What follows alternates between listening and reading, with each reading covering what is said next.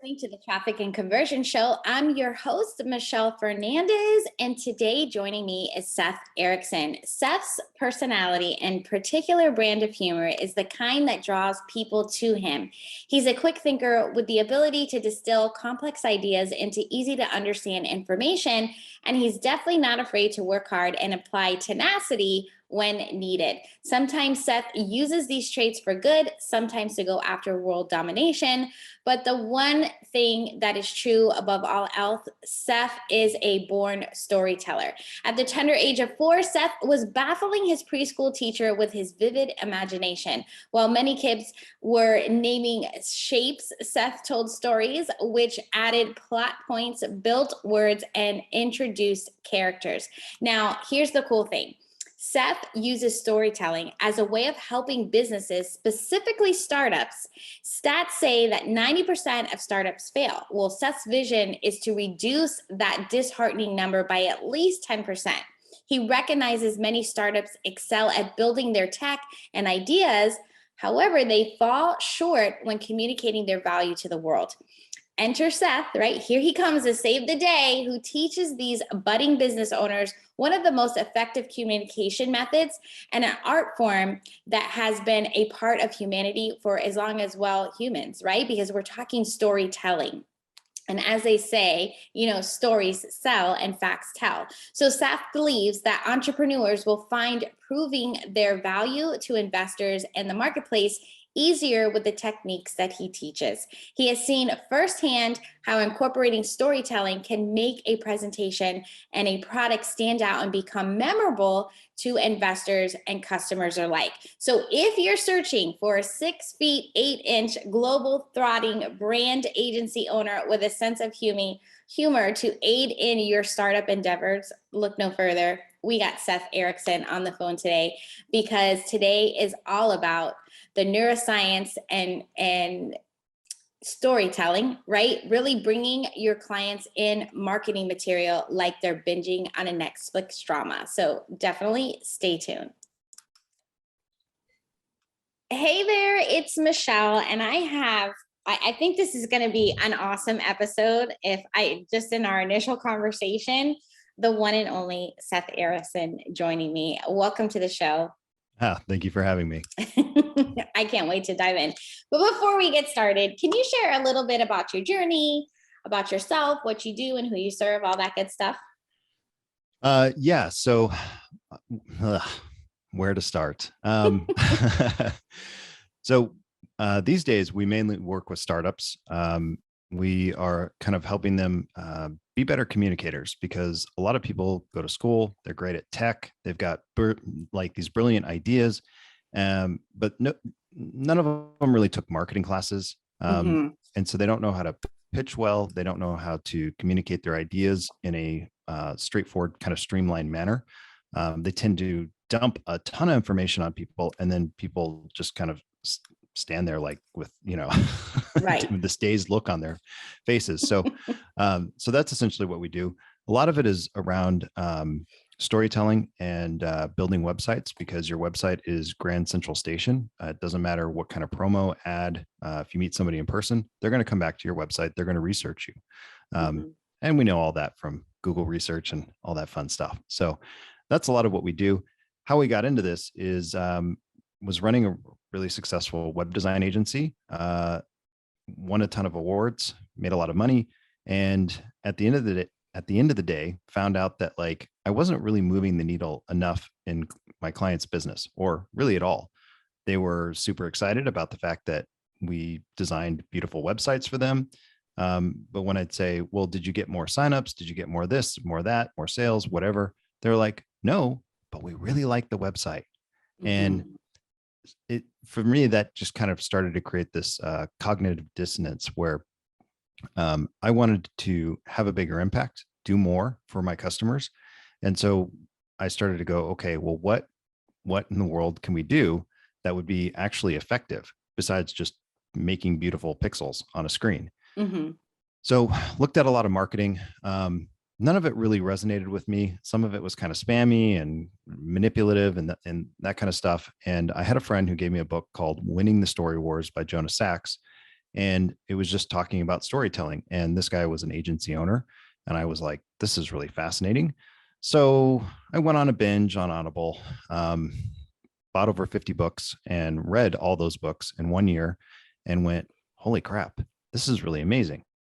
Well, some of those books kind of touch on the neuroscience aspects of storytelling, but not a lot of them. Usually it's like, this is the structure of a story. This is why stories are so amazing. Here's the history and the anthropology of stories, but they're not actually explaining what is going on in a person's brain when they're hearing stories.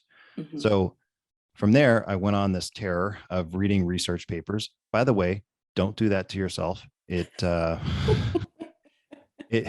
You'll, the irony of the whole thing is that these researchers uh, do all this research on storytelling, and then they write research papers as if they completely forgot what storytelling is.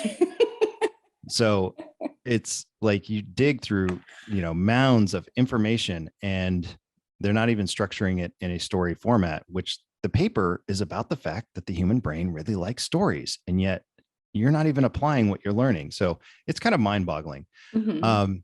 So I read several hundred of these research papers, other articles that were related, and went, oh, there's something here. So then we went and started applying that to our existing clients. And we started seeing things like, higher time on site, more click-throughs, more purchases, more interest in general from our current customers. And we said, hi, we have something here that works. So we kind of started changing, and we transitioned away from just being a kind of a generalist web design agency into a storytelling and branding web design agency. Mhm. I love that. And you're absolutely right. Because when someone lands on there, like we talk about this all the time, like people buy from people. They want to, I always come from it with what I do in advertising and everything and marketing is to really make that connection. Mm-hmm. And there's no better connection and to build a relationship when they're like, oh, they're just like me, or oh, yeah, I shop there too, or oh, I'm into the Real Housewives too, whatever it is, that's what's making the connection, right? So Mm-hmm. this is so good. So one of the things that I can't wait to talk about is that how we're looking to get our clients binging on our marketing material like they do on a Netflix drama, right? Wouldn't we love somebody to come in and be like, oh, I just listened to every one of this person's podcast, or I just read the whole website, like head to toe. When you're saying that, what are you relating to when you're saying you want someone to binge? Am I on the right track? Yeah. So, well, I mean, first off, I think the big problem that people don't understand or misunderstand is that they think, well, I'm giving people all this information. And you are giving information, but you're not structuring it in a way that the brain understands it or really locks onto it. So that's one of Mm-hmm. the big differences, right? Like people will say, they'll write a blog post that's like 15,000 words or something ridiculous like that. And yet in that they're just saying a lot of things, and the brain is going, okay, I understand what you're saying, and that's it. That's where where it stops. So from studies, they can show that like when you present facts and figures, which is a lot of what people tell other people to try to convince them, only two parts of the brain light up. And so Hmm. that's the Wernicke area and the Broca's area of the brain. And those two parts are responsible for comprehension and language processing. When you tell a story, up to 7 different parts of the brain light up. Now, that's pretty much most of the brain. Um, so, if you want people to be binging on your content, you have to tell a story. Now, we can go the simplistic route of saying, well, how do I tell a good story? I'll give you give you 1, 2, and 3. You have a problem, a solution, and a transformation. And the transformation is a really big piece, right? Because nobody really buys a product just for that one thing, right? They Mm-hmm. buy it because they have a problem, yes, but they want and there's some other specific outcome. So let's take weight loss, for instance. You can say, well, my product, um, you're you're overweight. Okay, that's your problem. Well, my product will solve that by making you, a normal weight. Okay, there's your solution. But the transformation is really what the person's looking for. They want to lose that weight for a specific reason. It may be health related. It may be to be more attractive to their partner. It may be, to get into that dress or whatever, or look good on the beach, right? That is the transformation piece. And that's the third part that really speaks to people.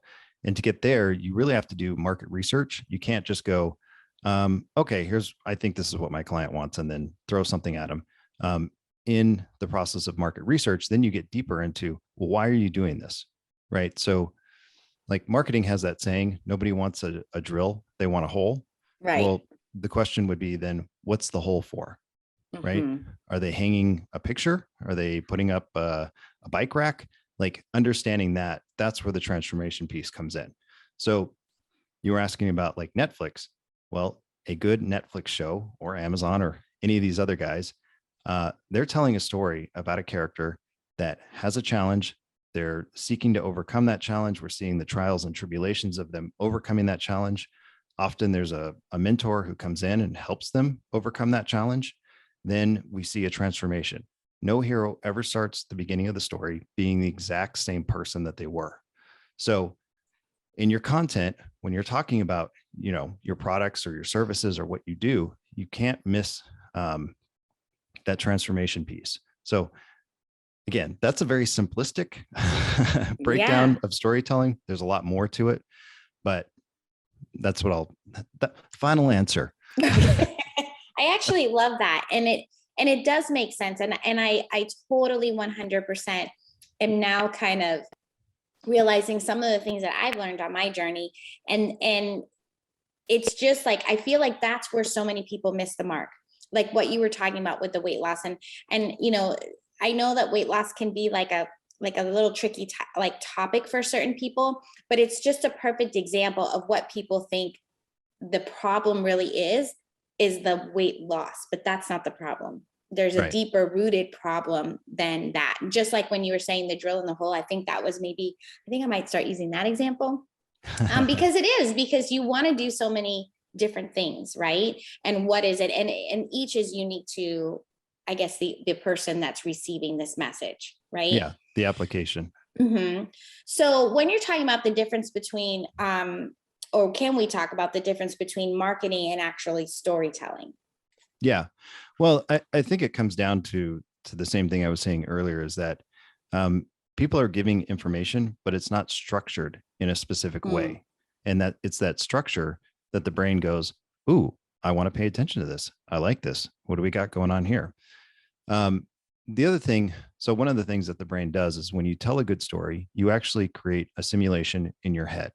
And the reason we create the simulation is we're trying to figure out what we would do in that situation. So I'll give you a perfect example. Let's say you go to lunch with a friend and they're like, I had this, big blow up at work with this boss. You might say something like, well, how did you respond? Did you say this? Did you say that? That's because you're running the simulation of how you might have reacted in that situation. The brain is trying to figure out, how do we stay alive? Okay. So it's running these simulations. It's a survival mechanism, basically. Right. I love that.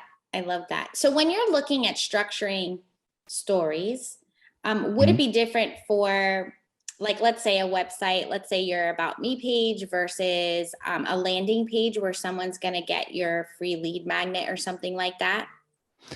A little bit. So an About Us story,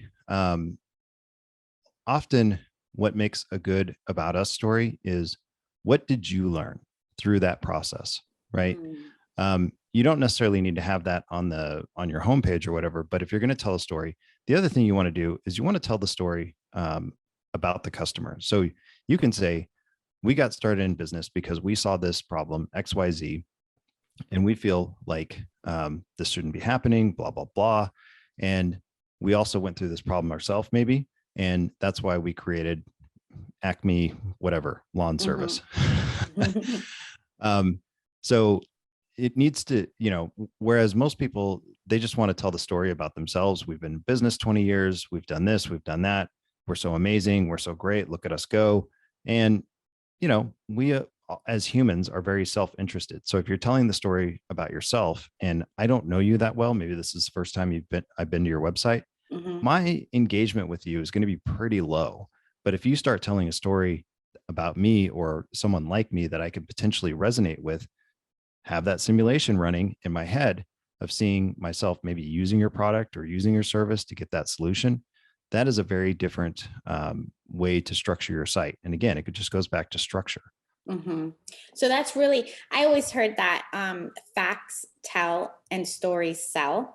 So that's like when, that's what I've been running through my mind. Like, so when you're talking about that information, it's like, yeah, I do this, or this is like about us and we're giving the history. It's like, why can't you tell the story to then get better like I'm all about conversions, right? So it's all about how do you get more sales or more connections and stuff like that. So no matter it, and I always say conversions, and the conversion doesn't necessarily mean the sell. It just means how do you get somebody to take that action that you want them to take, right? Mm-hmm. Yeah. So when you're talking about, well, you have the About Me page. So what about like the home page? What kind of story?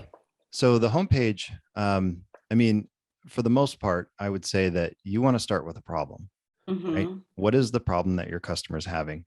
From there, you want to expand on that problem. I call it sticking your finger in the wound.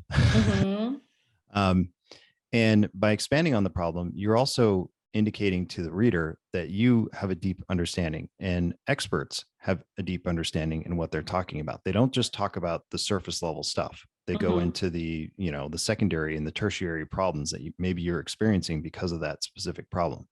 So because survival, like we talked about earlier, starting with a problem, the brain goes, oh, wait, do I have that problem? No, I don't have that problem. Or I do have that problem. If you do have that problem, then you're going to want to pay attention. You're going to want to read more. So you're going to create, that second step of really pushing the problem. That's where you can start to build emotion into the story, because people are like, oh my gosh, this sounds exactly like me. I've totally experienced this problem. One of the other things you can do is sympathize with people. I don't see this very often, where people are saying, I get it. I know what you've been through. I know how hard this thing is, or some version of that. Like, people kind of shy away from being empathetic for some reason, especially on websites. So by doing that, you start to build your authority in the person's mind. Hey, this person understands my problem. They understand it at a deep level. You start building trust that way. And you need emotion, because emotion actually does two separate things. One, it pushes anything that you have in short-term memory into long-term memory. So that makes you more memorable. The second thing that it does is, emotion is really the only thing that gets us to take action. There's a really amazing study by a neuroscientist named Antonio Damasio, and he was working with these individuals who had damage to, I believe it was their prefrontal cortex, if I can say that correctly. And that's where your emotions are stored. So they had this damage. They were fine overall. They, you could talk to them normally, anything and everything seemed fine on the outside, but they couldn't make decisions. And they couldn't make decisions because they had no feeling about what they should do or not do. So they talk about this story. They talk about this guy that goes to the store. His wife asks him to pick up milk, goes to the store. He looks at all the milk and can't make a decision because he doesn't feel one way or the other. He doesn't care if the packaging is red or blue or has cows on it or is organic or anything. So he stands there for an hour and a half, not making a decision. So that's one of the other things that we've learned from neuroscience, is you have to have some level of feeling to take some sort of action. And it's really interesting because, not to go too far off topic, but we see this in a lot of the things with politics, where certain groups, I'm not going to, say sides or whatever, but are spinning narratives and making people upset. Well, when they get upset, what do? They get upset, they go out and vote. They, hold events and different things like that. And that is because they have a feeling, right? That feeling of anger, that feeling of frustration, that feeling of, whatever it is. They're playing on that. It's basically a narrative war that's happening around us. And we don't really realize what's happening unless you study storytelling. But I love this because, as you're talking, like, a lot of things are clicking in my head, right? So even like when part of marketing is a lot of people are trying to create this movement, right? Or trying to get you to have a certain identity, right? Who are you going to identify yourself to be? So what I'm loving about even on the website or any page, is when you're sharing your journey, right? Your transformation, and Mhm. people are saying, hey, she's just like me, she gets it. And who doesn't want to learn from someone who is was where I am now, right? Mhm. And is where I want to be. So when you're looking at creating that identity, how do you craft, if I could say that, the identity of the person based on your journey? When you say the identity of the person, do you mean of the brand itself, or do you mean? Yes, the Okay. brand itself. So like I've seen some people where their identity is like a powerhouse, or their identity is like a fearless CEO or something like that. Mhm. So when they're looking at that, that's kind of what I was thinking, like how would you create your own identity? Yeah. So the basic thing that you can start with is a brand archetype. So that can be anything from your archetype is basically a stand-in in your story for the mentor character. So that's Mhm. your Obi-Wan Kenobi. That's your Hamish in Hunger Games. That's Hannibal Lecter in Silence of the Lambs.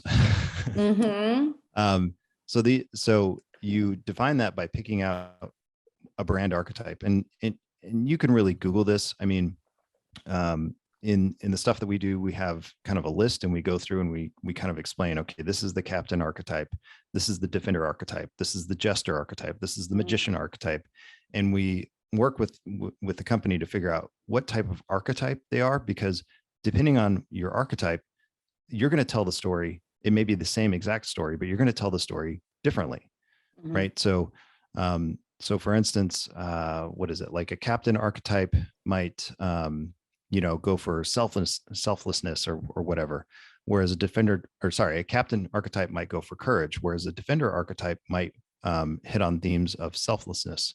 So they're very different from one another, and they're also going to craft your story in a completely different way. They're going to have a different tone, and I think that's where the other thing is a lot of people just default to what I call standard business language. They have no personality whatsoever in the content that they're putting out. Everything is just prim and proper, and there's nothing unique about it. And so, if you don't have a personality, it's like, well, I say brands are like people, because if you meet a person who doesn't have much of a personality, you're probably not going to spend a lot of time with them. Right, right. Yeah, that is And true. yeah. So in creating your content, understanding your brand archetype, right? What type of mentor you are helps you tell the story the way that person wants to tell it. That creates an identity, like you were talking about. And then people with that similar identity are going to that's going to resonate with them. Mhm. That's so good.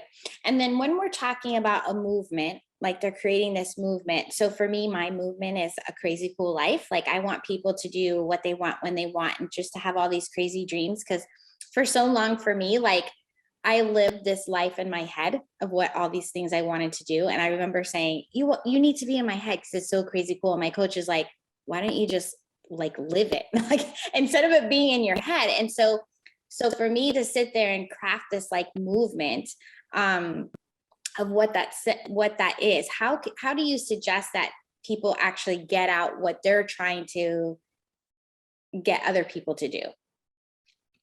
Well, part of the way that you can do that is by creating a vision. And a vision is essentially a future state. Where are we going? Right. And this is something I talk to people a lot about, because they always get these things confused. They're like, this is my vision, this is my mission. And I'm like, no, your mission is your vision and your vision is your mission. But anyway, the a vision is a future state. This is what your life could look like if you follow me on this journey, right? Like that's, you want to, it needs to be something in the future. Doesn't need to be right now. The mission Mhm, is, how do you get there? Right. So mhm, a simple example would be to say, hey, we're going to New York. Well, that might be your vision. The mission is, well, how are we going to get there? Right. Are we going to take a train, a plane, an automobile?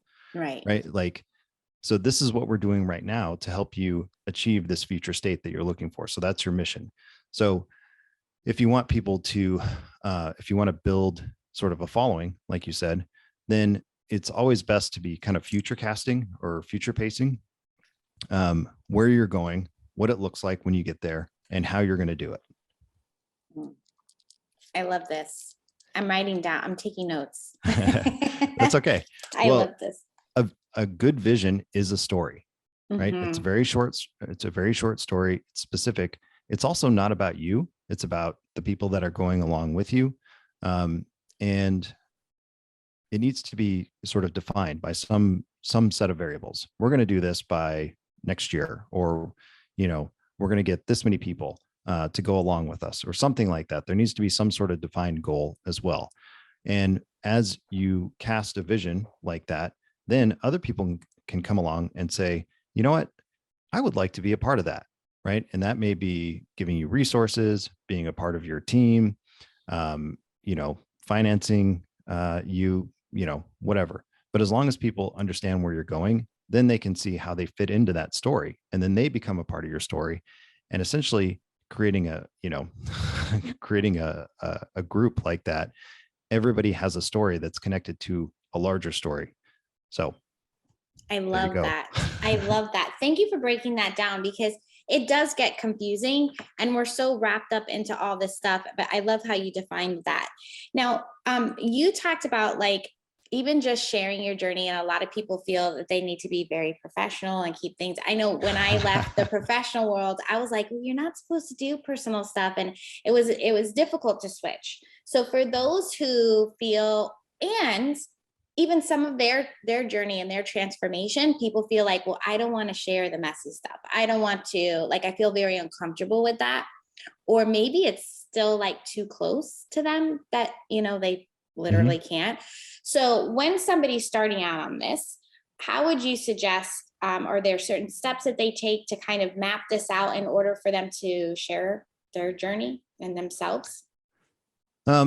Well, I don't work with people usually doing personal stuff. But it goes back to what I was saying before. The biggest thing that people want to know, no matter what you've been through, no matter how difficult it was or horrendous or just sad, they want to know what you learned. What did you gain on the other side of that? That's so in the hero's journey, one of the steps is the hero gets the magic elixir.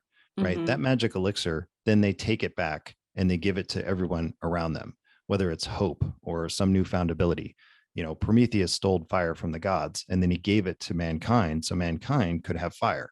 So that is the fire in your story, right? That is the pivotal point that says, here's what I learned, and I can teach you how to do it. That also transitions the hero into becoming the mentor. Right. So to use Star Wars, for an example, Obi-Wan Kenobi tells Luke Skywalker, I was a Jedi once in the dark days. He's basically saying, kid, I've been there. I've done that. I've been through the shit with, and I can help you now.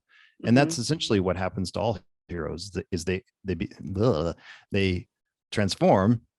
Words are escaping me left and right. They transform and then they become the mentor. And then the mentor goes back and helps new heroes, and those new heroes become mentors, and vice versa, and on and on and on. It's just this, and this example is realized in humanity, right? We grow up, we're kids, we don't know anything. Our parents kind of teach us, maybe our grandparents teach us, and by the time we're grandparents, our grandparents often are coming in and teaching the children. Here's how to not be an idiot. Right. Do this. Don't do that. That's great. That's great. And that whole, I don't hear people talk about it so much anymore, that whole vulnerability thing. Like, I do think that you can be vulnerable, but not to such an extreme, but to your point and get your point across. So they know that you've been there, done that, and you're going to teach them how to get there faster. Right. Yeah. I would say that the balance really comes down to you. So, in my book, I talk about like some of the struggles of like changing from, running a successful web design agency into the new web design agency, and this huge gap that was in between where I was kind of lost and didn't know what to do. And, I talk about that because I felt like it was important for people to know the experience I went through, but it's at the very end of the book. It's basically a bonus chapter. So if you care, you can read it. If you don't care, don't waste your time, Right. But I did make it available. And for me, it was the hardest chapter of the book to write. Like everything else just was easy. It flowed like water. With that, it was like I'd start and stop and start and stop. And so I can definitely understand the struggle of like, what is the balance of too much and what's the balance of not enough? And I just decided, to try to be as honest as possible, but I didn't necessarily need to go into the dark underbelly, if you will, where now I'm just bringing you down with my tales of woe. Exactly. That was good. Yeah. But that, like I said, that's for me. Somebody else may be like, no, I want people to know the full experience of this awful, terrible, horrendous thing that I went through. And that's fine. But like I said, I think it depends on the person. It also depends on the type of archetype that you are. Maybe you pick an archetype that is just very emotional and sympathetic and empathic. And so that archetype would probably go super deep into the dark, depths. Whereas I'm a jester archetype, think Loki. I'm going to be real, but I'm not going to go into the depths of like, and here's what I thought about this. And here's what I thought, Right. So it just depends. I love that. Oh my gosh, this was so good. Is there any final words that you want to share with us? Sure. If you enjoyed the podcast and you would like to learn more about storytelling, then I have a book called How to Hack Humans: Storytelling for Startups. And if you would like to get the first free chapter, which talks about neuroscience, you can go to storyfyagency.com. Storyfy is STORIFY agency.com/traffic. And all the traffic and conversion listeners can pick that up if they are so inclined. Oh my gosh. So good. I loved it. Oh my gosh. Thank you so much. Definitely go check Seth out. I'll drop where you can find him in the show notes. Seth, thank you so much for coming on the show. Yeah. Thank you for having me. All right. I hope you enjoyed it. And until next time, let's grow your business together.